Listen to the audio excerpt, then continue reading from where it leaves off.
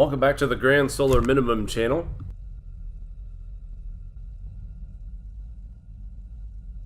Today is Saturday, July 3rd, 2021.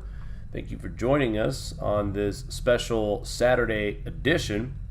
I want to wish everybody a happy 4th of July here in the States. I know you folks up north of us just celebrated Canada Day, so very festive week indeed. But let's get right into some space weather, and then we'll get into quite a bit of information we got to go over tonight. Lots of stuff to talk about. First, our space weather. Solar wind speeds are coming in at 384 even kilometers per second with a very low density of 1.9. So solar wind is slow and steady, and density is very, very thin. We have a few sunspots to talk about. A couple of things that I would like to mention as well. And I'm just now realizing too here, this is not an updated footage of our star here. So let me go ahead and restart that in the center, because we have loads to talk about when it comes to sunspots today. We have three: AR 2837, 2835, 2836. And technically, number 4 is forming as we speak. So, and apparently we're just going to have to live with old footage here. I'll have to update this. HelioViewer is not cooperating, so this is not a current image of our star. I do have live footage though over at the grandsolarminimum.com, so we'll check that out here in just a second. But let's talk about these sunspots, because new sunspot AR 2838 is producing flares. That's right, folks. Solar flares. One was a 2.7 M class, and the latest one was a 1.5X, but a moderately strong solar flare measuring about 2.7 at its peak erupted from newly formed active region 2838 on July 3rd. This event peaked at 7:17 UTC and ended at 7:22. And then, just very shortly after that, about 7 hours after the M class, a major major is what they say here on the watchers, but I will have to disagree with that. Not major. X-class flares are big, but the X-class flare of a 1.5 is small to a degree. I know that sounds crazy, but it's not as impactful as you think. A 1.5, but we haven't seen an X flare like this in about 4 years, right? 2017. Actually, we had, technically we've only had one other one, which was an X1.2. That was back in the fall of 2020. But this is the biggest X-class flare we've had in the past 4 years. So with that being said, what's going on, right?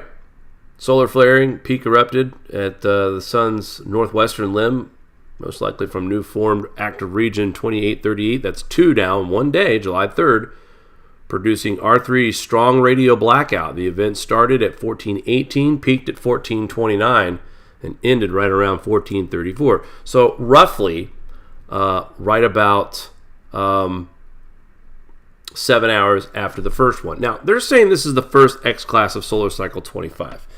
Correct me if I'm wrong, but I believe that solar cycle 25 started in July. And I could have swore we had a 1.2 X-class flare in the past, fall or winter. I'm not quite sure. I'll have to go back and look that up. I could be wrong. But this is not the type of thing where, this doesn't wipe out our power grid or anything like that. 1.5 is right here. It caused an R3 strong radio blackout that started in the higher altitudes.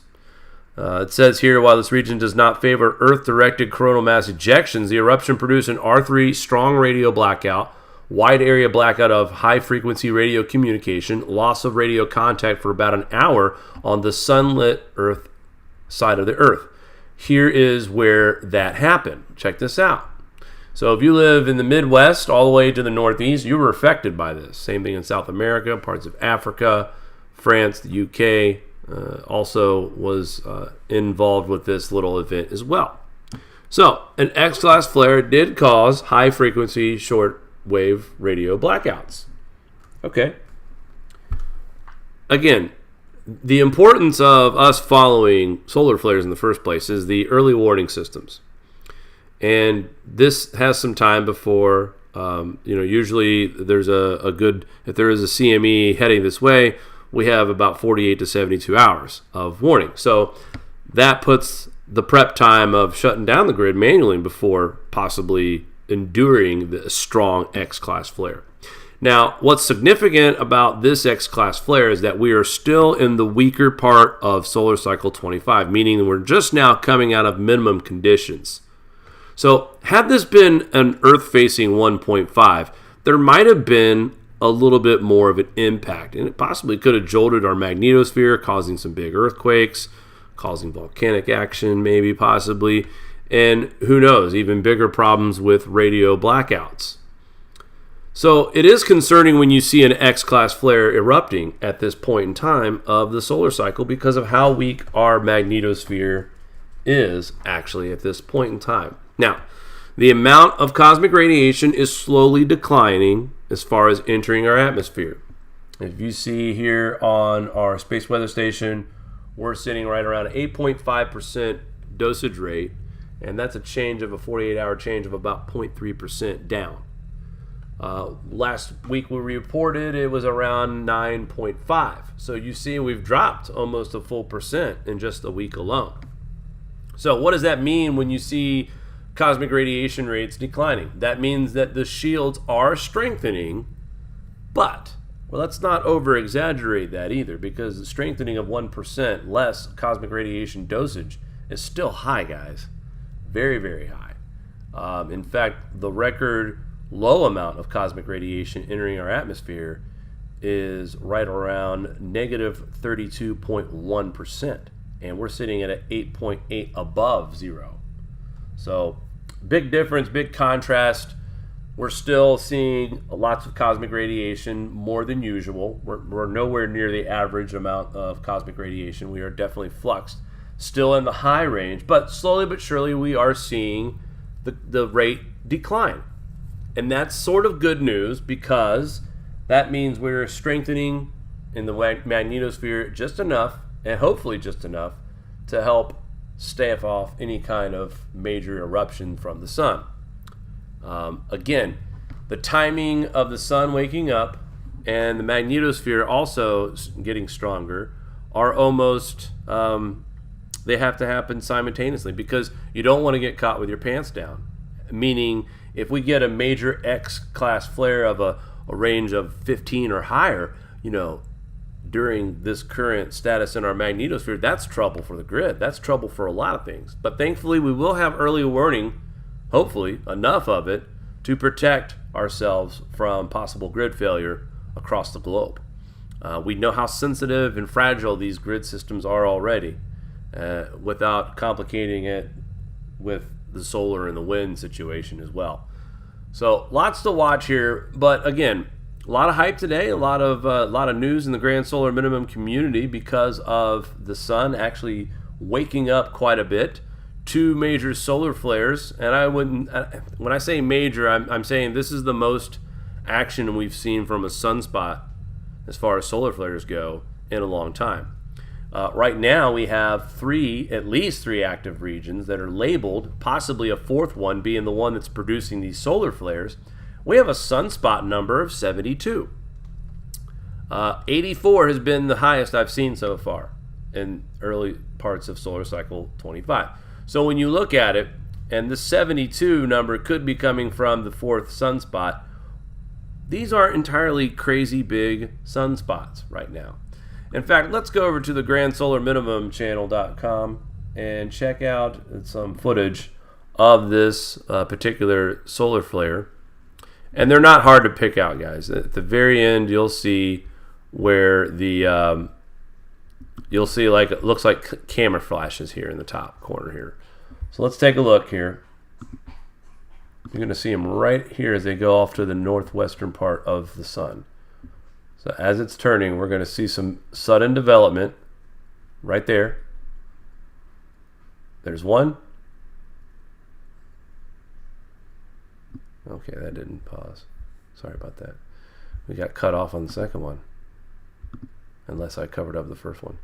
Which is possible. This damn blue arrow, right? So, watch this region right in here for sudden development. There it is.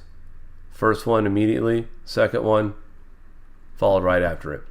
So 2 solar flares, one a 2.7 M class and the other one a 1.5 X class. Interestingly, from a sunspot that is now turning away from Earth and on the far side of the sun when we're talking about in relation to where it is on Earth scale.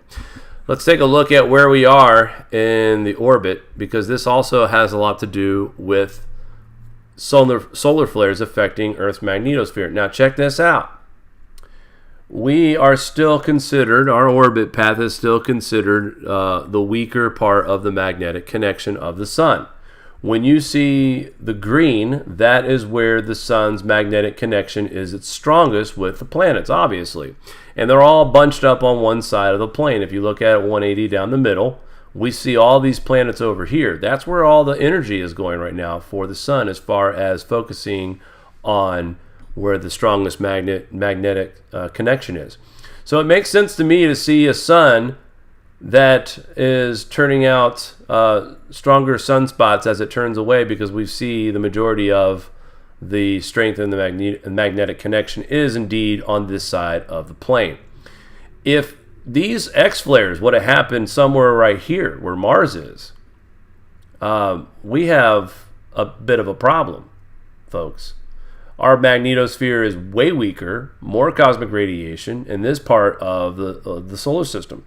Anything out here in the blue would probably see some effect of some kind of solar storm on our atmosphere. If we would have received that X flare Earth facing out here, it might have been a little bit of trouble. Who knows? But thankfully, like I said, this is all about timing. Thankfully, we are seeing these solar flares as slowly but surely the strengthening, the very weak strengthening of our magnetosphere, because it's not expected to get as strong as it usually does by the time we get to solar max in solar cycle 25. We are not going to see the normal return of strength to the magnetosphere by 2025. It's going to be slightly, from what I'm observing and what I'm reading, it's going to be slightly weaker than solar cycle 24. So it's not dramatic. The dramatic stuff is yet to come. And folks have to understand that cooling is decadal. Grand solar minimum is a collection of solar cycles, 2, 3, maybe even 4 of them, where there is lower than usual solar activity. Okay, solar cycle 24 definitely qualifies for a grand solar minimum type cycle. So there's your first cycle. Who knows? We could say solar cycle 24 was the beginning of grand solar minimum. Some were saying that, but you can't deny it here in 2020 and beyond. So we're expecting to see the next several decades of cooler terrestrial temperatures. Now, that doesn't mean ice age, but as warm as some of these people claim that it's going to feel like an ice age, right? Or is it? Slightly cooling over the next 3 decades. What's that do? It does a lot more than you think. It affects crop. It affects everything from our floods, droughts. Everything, it gets different when you have cooler temperatures. And also, when you do have warmer temperatures, crops tend to thrive. So if we are cooler globally, each year it gets worse into this grand solar minimum. And we haven't seen anything yet. And I know there's a lot of talk on the internet about crop failures and food shortages and when it's going to happen. And really, at this time, it's kind of hard to pinpoint when exactly. But there are some folks out there who are starting to get a handle on when they think that could happen. And where am I going with this? Well, it appears that there was an article released, and I want to thank Jesse Vorwald, a friend up in Wisconsin. He actually pointed this out to me. And here is an article by Vice News. And this is an attack on David Dubine, Adapt 2030 here on YouTube. Also mentioned in the article is Ice Age Farmer, who is another member of the community who promotes awareness on crop failures and farming issues that's going to happen in the upcoming Grand Solar Minimum. Those of you who know Dave, he also has a seed company as well. So he's well aware of the value of growing your own food. He also follows Grand Solar Minimum. Now, a lot of these guys on YouTube, some of them get it right, some of them don't. These guys have pretty accurate information as they use empirical data. They don't have to fudge the numbers. They don't have to go off some crazy, beefed up looking chart. They follow the same numbers that we follow here at the Grand Solar Minimum channel. But for some reason, Vice has called in the watchdogs here to claim that thousands of dollars are being profited on climate denying conspiracy theories. Now, the problem with this article is, at first hand, you look at this, and first of all, it's public information if you want it to be. So this is not a shocker to find out how much someone makes on Patreon, what they get a month. Dave has been around for a long time. He's worked hard, and he's got a lot of followers that value his information. So to them, they're over his Patreon channel contributing $1, $5, whatever. He's got a lot of subscribers. In fact, let's see, what does he got? Does it show 135,000 for him? And Ice Age Farmer, last time I saw, he was, or actually this isn't even Ice Age Farmer. This is Ice Age Farmer Resources. Let's get his right channel up. Am I out of the loop? Is he even on YouTube anymore? Yes, there he is. I was going to say. That's the right channel. Sorry about that. Hello, friends. Hello, Christian. It is the So he has 249,000 subscribers. Vice also mentions us, Grand Solar Minimum channel, right here. In public messages reported at Account's website, it argues that cold times are returning, that NOAA and NASA appear to agree if you read between the lines. Which is kind of true, because you can go to NOAA and find bits of truth about cosmic radiation and cloud nucleation. I mean, NOAA itself says if the theory on cosmic radiation is proves to be true, then it does create cooling effect. So there is in between the line stuff on NOAA and NASA. I agree with that statement. It's not just some fantasy sentence that we're using here. Another account is called Grand Solar Minimum. Thank you. Well, yet another one is called Ice Age Farmer. They go on to talk about the real part of a solar cycle and a Grand Solar Minimum. And then they downplay what happened in the little ice age. They don't talk about the famine. They don't talk about the crop failures. They don't talk about all the historic cold and everything that happened during that period. They just say that, it was just a little bit colder than it usually is. They had some cold winters, blah, blah, blah. Even if a Grand Solar Minimum were to last a century, global temperatures would continue to warm, says this report that Vice is following here. The warming caused by greenhouse gas emissions from the human burning fossil fuels is 6 times greater than the possible decades long from cooling from prolonged Grand Solar Minimum. This is what a NASA Global Climate Change team wrote in February of 2020. Now, they have every right to write that, right? And they're NASA, they're official. Who am I? I'm just a reporter here on YouTube. However, I would like to point out that the last broadcast we did show you guys 2 studies. One that shows that the warmth is not possible to be trapped on the surface because of how long warm temperature actually is trapped by the CO2 gas itself. So we proved that it was not possible for CO2 to cause warming. We can show you that right now too, and I'll get into that in a minute. But the fact that Vice is calling these channels out, saying that they are climate deniers, that's not true. We have never denied climate change. We just believe that climate change happens in cycles, like we're seeing right now. Now you're saying, Jake, why are you against all the mainstream media outlets here, right? These guys are mainstream. Why are we against the grain on this? And like NASA and NOAA, if you read between the lines, why can't they just come out and say it? There's too much money out there being given in grants, millions of dollars across the world, where people now have turned this global warming into a profiting scheme. just like the Green New Deal. Okay, the Green New Deal, profiting scheme. What do you mean? Well, look at Burger King. They're showing us the Impossible Whopper. Actually, they were giving them away, trying to get us that taste for that soy meat, right? All these companies that are going to be going green because they think they're going to save the planet from climate change. There's so much money out there invested in global warming. So people like Vice, who are just doing what they're paid to do, and they're very well funded, folks, and that's all I'm going to say. I don't want to risk any problems with this channel.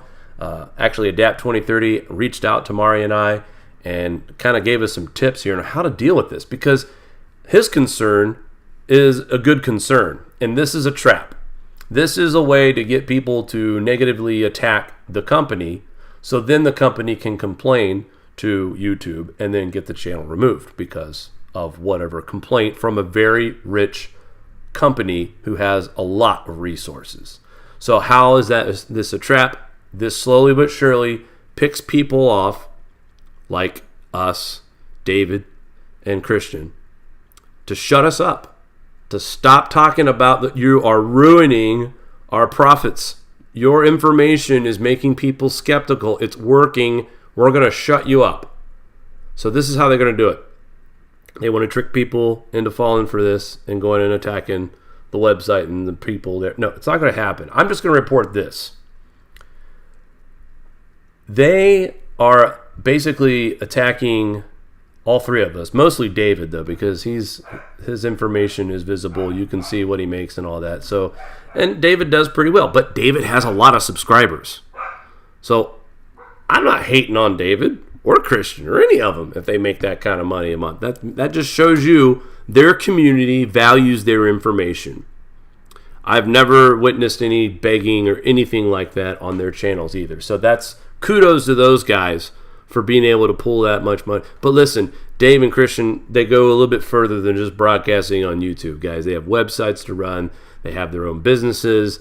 Dave has properties all over the world. He's growing. He has a seed company. These guys are not just trying to profit and make a living. In the process of, they have a service available, and why not? Because we're all going to need a little help when it comes to the effects of crop failures because of grand solar minimums.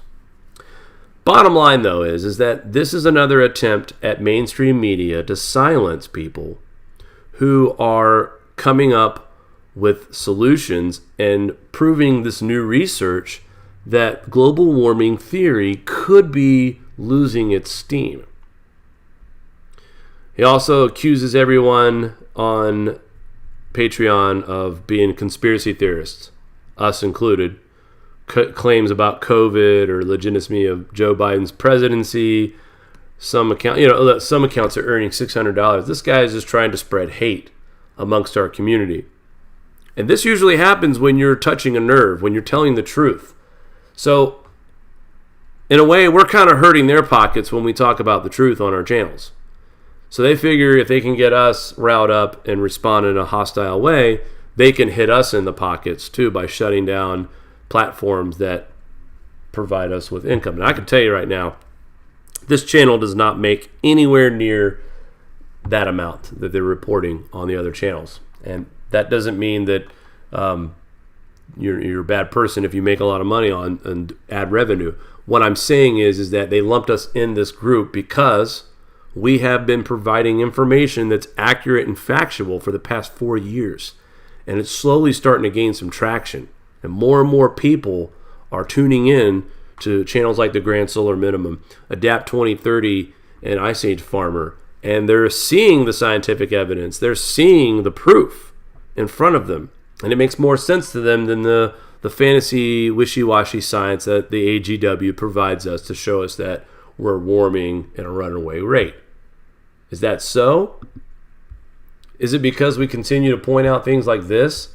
The UAH, once again, reporting a below base. I know, it's minor. It's minor. I get that. But it's below baseline again, guys.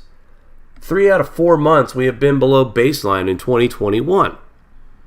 All you've heard about is the record warmth in the Northwest.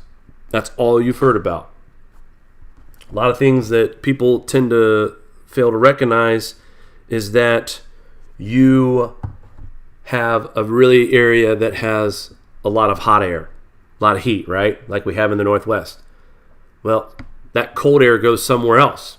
Guess what? It's here in the Northeast. It's 64 degrees out today for the high. I live in the capital region, so I'm in central part of New York, basically, upstate, going up north. It's not that cold up here. We just got done with a 5-day stretch of heat indexes of 95 degrees, and the last 2 days it's been raining and a high of 66 yesterday and 64 today on July 3rd, 4th of July weekend. And it hasn't stopped raining. And that also proves my theory about cooler temperatures. When you have lots of moisture, lots of cloud coverage, less TSI, less energy from the sun, also means cooler temperatures on the ground. And that's what we've been seeing. We've seen a lot of rain here in the Northeast, the Midwest, and the South. I hope the West soon gets rain too, because they are needing it bad. We are definitely getting our fair share. So what's keeping the temperatures up globally, guys? Around the world? I show it to you every day. I show you every day these stories about these massive floods that happen in 15 minutes. Bloomington, Indiana, a couple weeks ago, got 1.7 inches of rain in 15 minutes. Places in India, all over the world, China, Japan, Germany, France, the hail event in France, my God. But all that moisture, all that thick cloud coverage, all those events happening at once, and then you got volcanic activity. That's driving temperatures down. Yes, we're still going to have record heat waves. It's still going to happen because where the cold is, the warm is going to be somewhere else that it usually isn't, because it's cold here where it's not supposed to. Atmospheric pressure moves the energy somewhere else. This Vice article mentions that the reason why we saw cooling in the Little Ice Age, and this is where Vice kind of gives us a nugget here. The reason why they're suggesting that the cooling happened in the Little Ice Age was because of increased volcanic activity. Ding, ding, ding, ding, ding. You're absolutely correct, Vice. You are correct. It is increased volcanic activity that does contribute to cooling. Thank you for acknowledging that. Because a lot of us here at the Grand Solar Minimum channel also believe and have correlated that volcanic activity seems to be greater during these Grand Solar Minimum events, and even in some of these solar minimums that are deeper than usual. John Casey was right. Valentina Zarkova is right. Willie Soon is right. Tons of other scientists out there who are trying to promote the education of natural climate change, and that all of these green policies, they're pump the brakes, world. The United States of America has done more than any country in the world on CO2 reduction, and it hasn't done diddly squat to anything to impact any kind of climate. There's nothing different about the climate here. It's not impacting anything because our influence is so little. You can't change the sun. The sun's a pretty big force out there.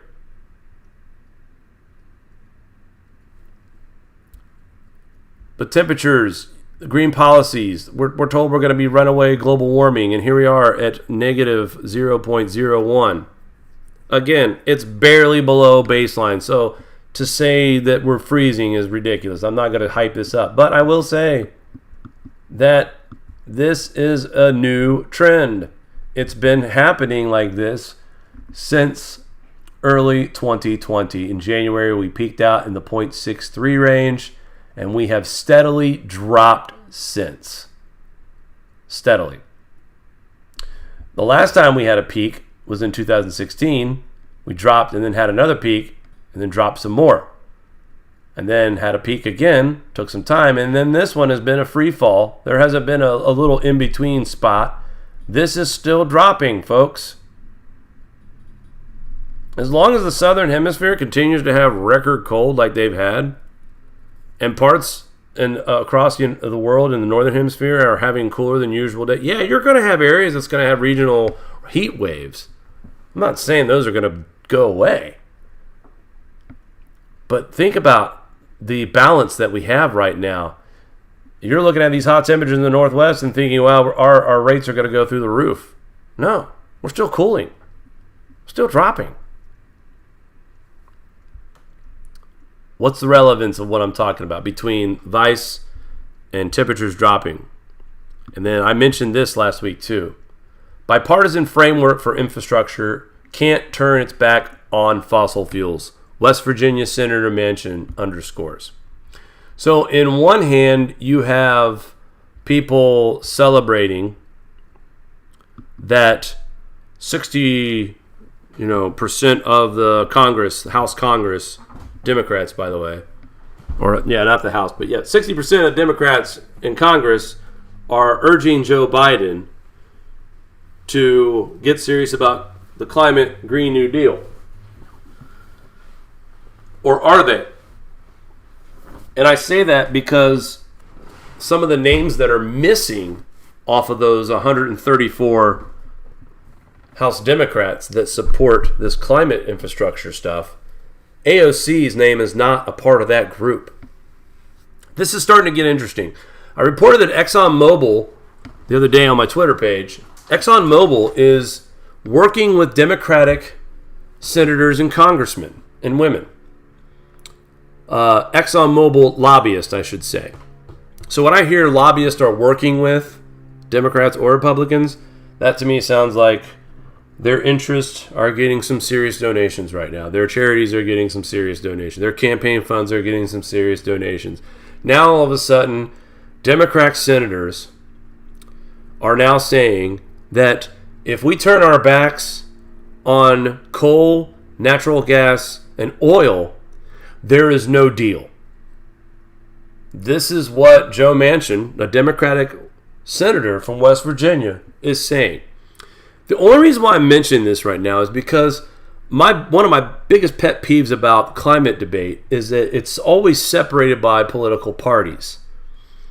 Here we have a Democrat who understands on the energy side of things that we cannot proceed without oil and natural gas and coal.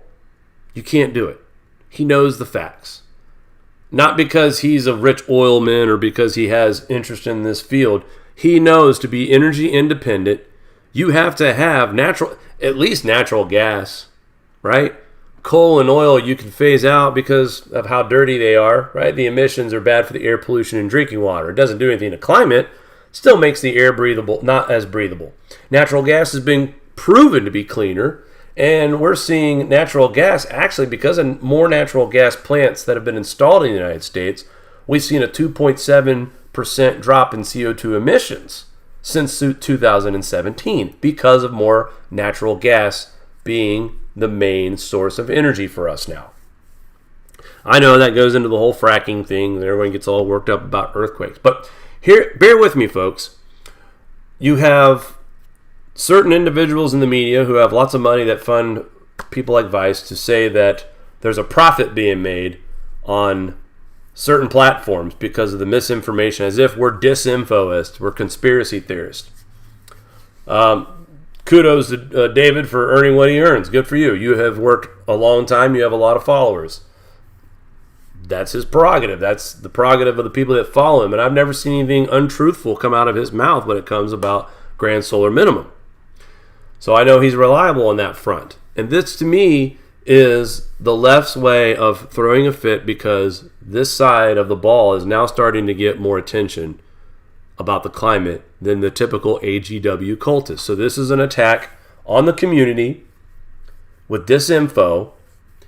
And not only are you folks aware of it, but even our leaders, our lawmakers, are now starting to see the truth about the importance of fossil fuel in the conversation when it comes energy dependent.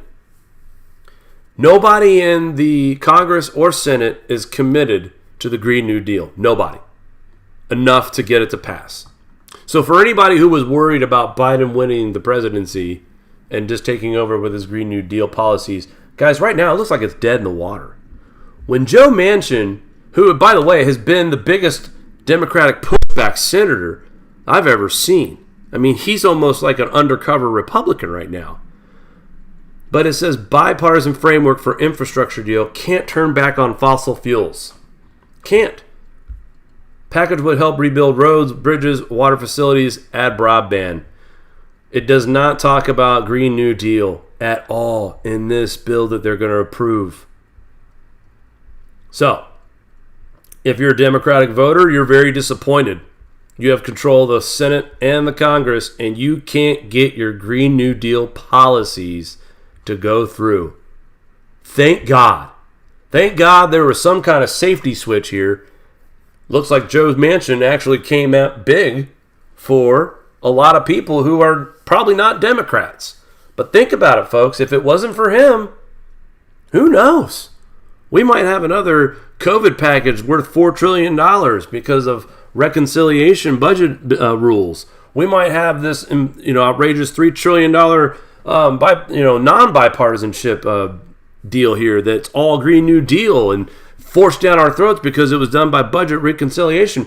Joe Manchin is telling the world that the United States will not force feed any legislation that deals with Green New Deal and phasing out fossil fuels. That's what Joe Manchin's telling. He is the 50th vote. They have to have him for budget reconciliation, and right now they don't. Big fail, folks. Big fail. That's why channels like David and Christian and myself get disregarded as climate deniers. The only thing we're denying them is their paychecks. That's what we're denying. And then they want to report about other people's income and try to shame people for it. That's called hating. That's called hating, okay? These guys don't sit around in their apartments. Could you imagine David Dubine, some hillbilly, pot-bellied guy that doesn't wear a shirt at the desk and boxer shorts and sloppy facial hair and drinking beer on the shows and just making stupid BS on YouTube and made $3,000 a month? Okay, maybe I'd be a little disappointed at that, but that's not the case. Dave is very well spoken. He's very well traveled. He has a lot of good business sense in him. Totally the opposite. Same with Ice Age Farmer. The guy has a lot of knowledge on crops and hydroponics. He was the first person that introduced me to hydroponics, actually. His knowledge on what sort of crops to grow during a grand solar minimum, the kind of crops that you would want to grow that would give you the maximized nutrients in your diet. He's valuable for that, and he reports the truth on historic crop famines from throughout history. All of it's from empirical data. So the big mainstream media networks are finally starting to come after some of the little guys who, let's face it, YouTube. Collectively, half a million followers is worth all this trouble for Vice. A big news corporation who has a lot of money to support what they do is coming after a couple of guys on YouTube and Patreon? I guess we're a bigger deal than we thought, right? When I found out who's funding these guys, I thought, wow, I'm flattered. I'm flattered that we're such a target now. But at the same time, don't believe the hype.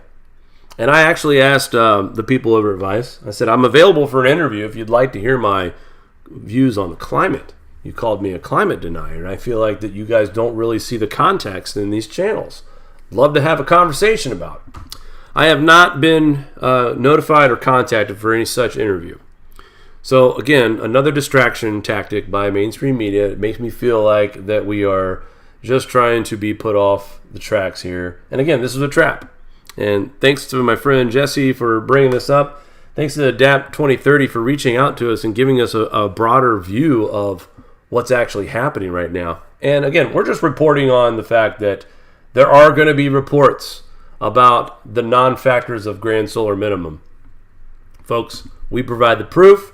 You can take a look at it all you want. Everything on video here on YouTube doesn't get deleted. You can go through our history. Everything that we provide you with information, there's scientific connections to it. There's scientific papers, studies done that support the evidence that we are showing you as well. This study is being done right here. This project is being done at the University of Alabama, Huntsville, headed by Dr. Roy Spencer and also John Christie. And these are two highly respected scientists in their fields. They are using the most moderate of all the equipment and data that they get. They could use numbers that are lower than this, and they could use numbers that are higher than this. So they go in the middle. And they also look at factors like which satellite does a better job at recording temperatures through cloud coverage. The satellite they're using right now is one of those satellites that does a better job at accurately recording temperature readings through cloud coverage. So I'm going to put my money on this graph all day long, not this hockey stick looking thing that NASA produced that says we're 1.2 degrees globally warmer than what we should be. A lot of that evidence is false. We have tons of active volcanoes right now, and it says it right here in this Vice article. The cooling was caused by increased volcanic activity. So, thank you for doing that little debunking there for you. But again, check out Adapt 2030 if you guys haven't already, and Ice Age Farmer as well. That's the right channel this time. I don't know what the Ice Age Farmer Resources was. Maybe that was another channel Christian has. I know he's had some trouble as well with YouTube and other platforms trying to censor him. But yeah, so good news. We can all breathe a little bit here. This new infrastructure deal is not going to include the Green New Deal policies that the Democratic lawmakers were hoping to have in their hands to control. Basically, Mari and I talk about this a lot off the record. This is more like a wealth distribution type thing, except the rich are still getting rich and the poor are still staying poor. They're not gaining off of this at all. Hurricane Elsa heading towards Dominican Republic, Haiti, Jamaica, Cuba, and Florida. Yeah, it's that time of year again, so we're going to talk about some hurricanes. Elsa, right now, making its way through Dominican Republic, is going to be weakening as it goes over Cuba. And right now, it's only predicted to strengthen as a subtropical storm. So it is possible that we are going to see this storm almost weaken down to a tropical depression by the time it gets to the western parts of Florida. Now, the track is still being worked out, but right now the cone, you see it right here, looks like it's going to hit most of western Florida and then go up in the panhandle near Jacksonville and up the east coast. Again, this current model shows this being a weaker storm by the time it gets to Florida, and that's thankfully because of Cuba's mountainous regions. It will dissipate this storm as it goes over land. If this storm was traveling over warm waters of Gulf and made that turn, this definitely would be a stronger hurricane. However, this storm is going to spend a lot of time as its direction. It's going to spend a lot of time over land, which is going to weaken it significantly. Are the waters warm enough for it to recover? Well, let's check a look right now in the Gulf of Mexico. And you can clearly see, guys, they are warm enough to support storm activity. But when you get close to Florida, you see that orange. That's not that red hot color that we see here, parts of Texas, Louisiana. They would see a stronger storm if they had a chance for impact. Florida still, the waters are not as warm as they could be. And that is a good thing. That's part of another reason why the storm will weaken. Really, if you look at all this wave here, this just started heating up recently. It became a hurricane in this region, which makes sense. It had the warmest waters over the parts of South America. But as it got close to the Dominican Republic, kind of weakened a little bit. Now it's going to go over land. It is no longer a hurricane and will probably likely not hit Florida as a hurricane, but we can see some effects from it. Now, already news media outlets, hurricane season's off to a record start. Okay, let's talk about Claudette. Unfortunately, we did have some deaths that followed that. We had a lot of rain across the south that contributed to the flooding of this storm, Claudette. So that was more of a rain threat, a flooding threat. However, hurricanes bring storm surge and flooding, so we will chalk it up. This was a serious storm as it took the lives of several in Alabama due to people drowning in the floods, unfortunately. Then we had Bill, nothing burger. Anna, nothing burger. Danny, had some rain from it, tropical depression. So yes, we've got 1, 2, 3, 4, 5 named storms already, but only one has been an impactful event to where a loss of life had occurred. The other ones are out to sea, heading towards Greenland, the UK, and not being much of a hurricane threat at all. So before you get into this hype that, oh, wow, I can't believe this, but July 1st beat out Tropical Storm Edouard in 2020 for the title of Early E Storm, and that was July 6th of 2020. So we're only a couple days earlier. We've seen this before is what I'm saying. And last year, 2020, let's face it, that was a weak year for me as far as I'm concerned with hurricanes. I mean, we got this big prediction that it was going to be a strong year, and it wasn't. It wasn't any worse than it was the year before. This year, we could see a crap ton of named storms. That doesn't mean global warming or GSM. If they don't make landfall and they're not severe, I mean, I don't care if there's 30 storms this year and only 2 or 3 make landfall and make a major impact.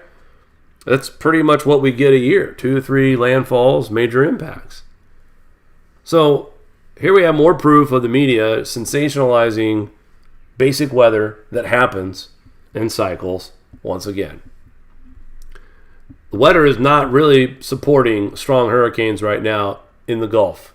So, yes, we may have 5 early named storms, but this storm system is weaker because of cooler water temperatures. They are cool, in my opinion, and the numbers show it too. North Atlantic still not very pleasant for this time of year. Slight improvement from what we were seeing, a nosedive from May into the middle of June. And then here, look at El Nino finally warming up a little bit, huh? Yeah, 0.346, about 0.50 for 3 months straight is the qualifying factor for an El Nino. Just because we get close to an El Nino reading doesn't mean we're in an El Nino. This has to be a consistent thing. Prediction is that this is going to stay neutral for a while and then head back into a La Nina. And if that happens for this winter, for late in January, March, through March again, and as cold as it's getting right now in South America and Australia, this could be a doozy of a winter. And you're thinking, well, Jake, aren't sunspots supposed to be on the increase? Yes. And remember where we are in the cycle right now. This reminds me of 2017. So this was 2017 was at the very beginning of the declination of solar activity. 2021 is at the very beginning of inclination of solar activity. So will I compare 18 to 2022? Yeah, I will. And the reason why is because it's the same data but in reverse. So if y'all remember 2018, the beast from the east, remember that? Yeah. Stuff like that. I'm concerned that we'll see that repeat of that kind of winter in the northern hemisphere coming up here in the next few months. So that being said, let's take a look at our tropical tidbits forecasting. Again, this is only going out for a few days, but the one thing I want to mention is the amount of rain that we've seen here in the Northeast. Also, cooler temperatures as well, ridiculously cool in my opinion. More rain for the south, across the south panhandle of Florida, more storms. There's Elsa making its approach here on July 6th, really affecting the southwestern parts of Florida by the 6th of July. You see it bringing tons of moisture up into the Gulf, so everybody that is bordering the Gulf of Mexico right now will have some form of rain from this tropical system. Also in the Northern Plains we'll also see a system, and really the monsoon season is ramping up as this one low pressure seems to be connected with what's happening here in Mexico, and this low pressure system is pulling it up to the northeast. Again, more rain for us here, and here. What do you think that's going to do to temperatures? GFS also doesn't say much about Elsa. Elsa is a pressure of about 1,014 by the 7th. As it makes landfall, not much below 1,000. The pressure doesn't really drop. This is an indication that this is going to be a pretty moderate storm, so it should be mild. Probably some coastal flooding. We'll see some bad wind in western Florida, some heavy rains.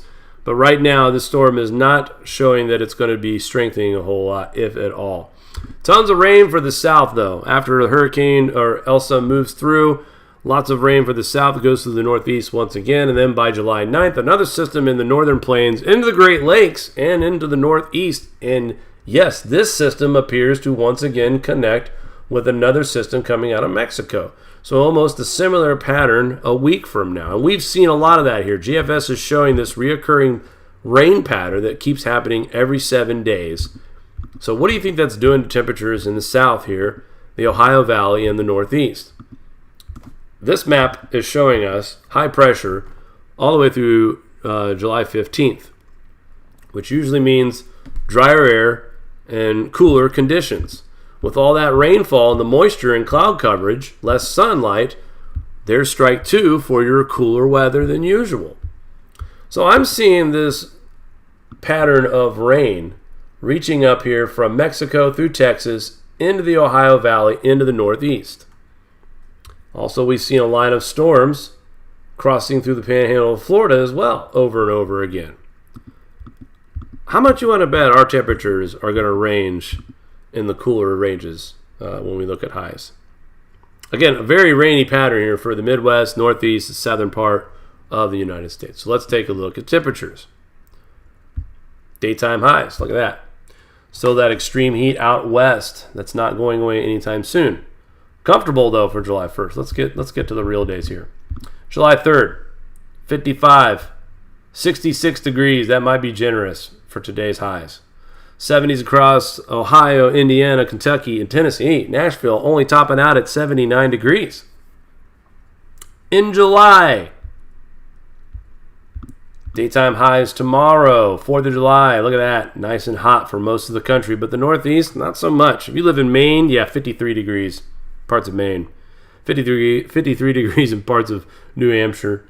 70s across the state of New York. Thank you, Lord. But for the most of the country, it is 80 degrees. This is 4th of July weather, folks. So it looks like just the Northeast is experiencing this cooler than usual weather. 80s stay alive for most of the country in July. Now we start to see more rain patterns forming. Cold front trying to make its way from Canada on Wednesday, July 7th. That's where we're also seeing these storms link up with us too. And look what's happening with this high pressure. This cooler air coming down from the Arctic is bringing once again cooler temperatures. Look at this. These are daytime highs for July 9th. 66 degrees in the capital region of New York. 50 degrees in Syracuse. 72 in Toledo. 68 in Pittsburgh. 53 in Milwaukee. 71 degrees near Chicago. This is July 9th, guys. July 10th, daytime highs. Again, some states are struggling to get out of the 50s. Wisconsin, the Great Lakes, Michigan. Much hotter air across the west and the southwest, but a cool pocket of temperatures in Texas because of rain on the 10th. 10th of July. More high pressure moving into the United States. Again, you're seeing all this yellow right here. That's where all that storms are. Right in here, the Great Lakes. This will push east as well as we get into the 12th of July. Look at that. Hot again in the west. Once again, triple digits across California. But these areas where we see these pockets of cooler temperatures, it's because of all the rainfall we're getting. Mid-July, starting to look more like summer again by July 13th for most of the country. But again, central part of the United States. 68 degrees where our friend Matt Bros is on the 15th of July. Daytime highs finally getting back to summer-like temperatures here in the Northeast. And staying that way through the 16th and the 17th of July before what looks like to be another high-pressure cold front moving in across the Northeast once again, across the Northern Plains and the Great Lakes. So summer does make a return, hopefully, for a few weeks, as I'm sick of this 95-degree stuff for 4 days and then 65 and 64 for high temperatures on the weekends. While during the week it's sweltering hot. While you're working all week, you sweat your butt off. And on the weekends, you got to stay home and enjoy the rain falling and the temperatures being really, really nasty. Because that's what it's been. So that is a look at weather here the next couple of weeks. That is pretty much what I had for tonight, guys. Please share this, subscribe to us, like this video. Leave us a comment, tell us where you're from, what kind of weather you're experiencing. And folks, just stay focused, okay? That's all I can say.